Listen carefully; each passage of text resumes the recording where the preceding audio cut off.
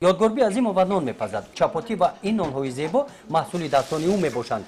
این زنان دهه گل‌آبادی جماعت دهاتی به نام عبدی عوض فینایی واژه در پختن نان هنرمند هستند. بالای نان با دست گل میپرتویند. این کلچه های عروسی پختن این گونه نان و کلچه ها را نه هر یک کدبانو به عهده میگیرد، زیرا که مسئولیت زیاد دارد.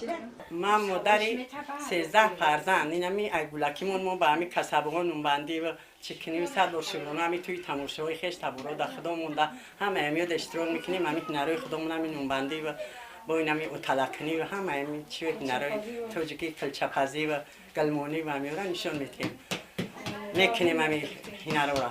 نان پختن هنر است. یک عامل مستحکمی اویله رو یادگربی از همین هنری زن وابسته میداند.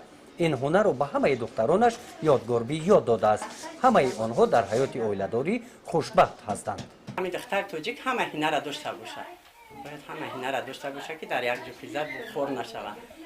شکرانه خدا می کلینوی معمولی همه همین هنر خودمون میتونن.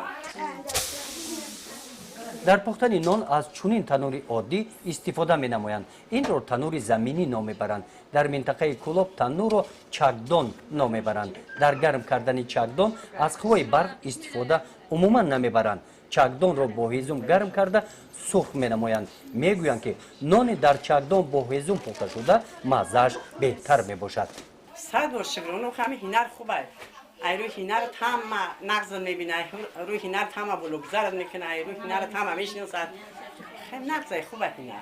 چکدان که یادگربی در آن نان میپزد، این گونه چکدان را زنان چکدانساز میسازند. چکدانسازی هنر است. این شغل بود که با آن شخصان علاهیده اساساً زنها مشغول بودند.